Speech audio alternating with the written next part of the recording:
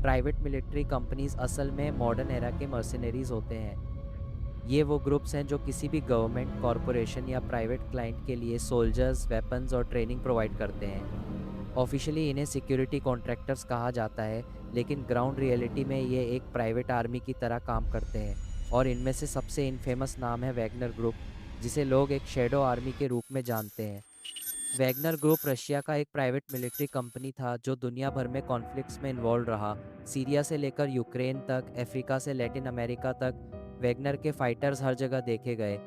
इस कंपनी का नाम 2014 में क्राइमिया क्राइसिस के वक्त सामने आया, जब रशिया ने यूक्रेन के एक हिस्सा एनेक्स किया और उनको सपोर्ट करने के लिए वैगनर के सोल्जर्स डिप्लॉय किए गए। इस ग्रुप की खासियत ये थी कि ये ऑफिशियली रशियन मिलिट्री का हिस्सा नहीं था, लेकिन प्रैक्टिकली मॉस्को के लिए काम करता था। ये एक डेनाएबल फोर्स थी जिसे रशिया यूज़ कर सकता था बिना अपनी ऑफिशियल आर्मी को एक्सपोज किए।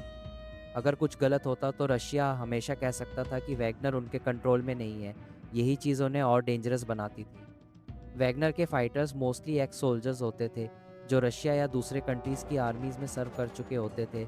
उनको हाई सैलरीज और बेनिफिट्स के साथ हायर किया जाता था। ये लोग ग्राउंड पर रुथलेस मेथड्स के लिए मशहूर हो गए। एग्जीक्यूशंस, टॉर्चर और इलीगल रिसोर्स डील्स जैसे काम इनकी रेपुटेशन का हिस्सा बन गए।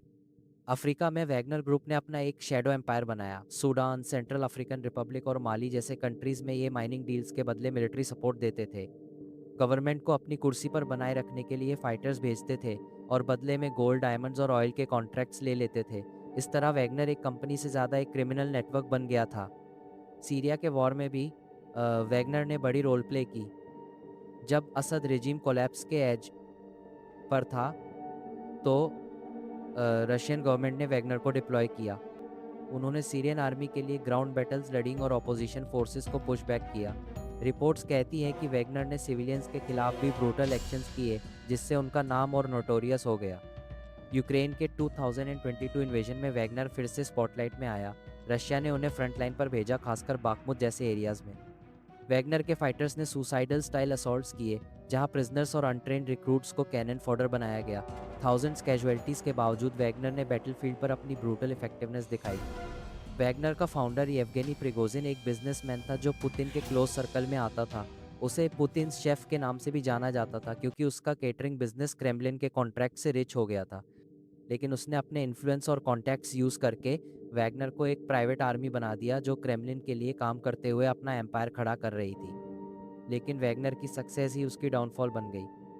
2023 में प्रिगोजिन ने रशियन मिलिट्री लीडरशिप के खिलाफ ओपनली म्यूटिनी कर दिया। उसने अपने फाइटर्स को रशिया के अंदर मार्च करवाया, जो एक सिविल वॉर जैसी सिचुएशन क्रिएट कर गया। ये मॉस्को के लिए एक सबसे बड़ा एम्बेरसमेंट था, और उसके बाद से वैगनर के स्ट्रक्चर को डिसमेंटल कर दिया गया। फिर भी वैगनर के नाम का इम्पैक्ट आज भी दुनिया के कॉन्फ्लिक्ट्स में महसूस होता है। अफ्रीका में उनके नेटवर्क्स अभी भी एक्टिव हैं, और उनका रूथलेस मॉडल दूसरे प्राइवेट मिलिट्री ग्रुप्स को इंस्पायर कर रहा है। ये एक रिमाइंडर है कि जब आर्मीज प्रॉफिट के लिए काम करती हैं, तो उनके रूल्स और मोरल्स किसी भी गवर्नमेंट आर्मी से अलग होते हैं। प्राइवेट मिलिट्री कंपनीज जैसे वैगनर एक डेंजरस प्रेसिडेंट सेट करते हैं। जब एक प्राइवेट फोर्स गवर्नमेंट से ज़्यादा पावर गेन कर लेती है, तो वो एक state with in a state बन जाती है। ये सिचुएशन न सिर्फ लोकल स्टेबिलिटी के लिए खतरा है, बल्कि ग्लोबल सिक्योरिटी के लिए भी एक टिकिंग टाइम बॉम्ब है। वैगनर ग्रुप की कहानी एक चिलिंग एग्जाम्पल है कि जब वॉर को प्राइवेटाइज किया जाता है तो कॉन्सिक्वेंसेस अनकंट्रोलेबल होते हैं। एक कंपनी जिसे ओरिजिनली कोवर्ट मिशंस के लिए बनाया गया था, वो अपने आप में एक एम्पायर बन गई। और उस एम्पायर ने दिखाया कि जब पैसा और पावर का कॉम्बिनेशन हो, तो एक प्राइवेट मिलिट्री कंपनी दुनिया के लिए सबसे बड़ा नाइटमेयर बन सकती है।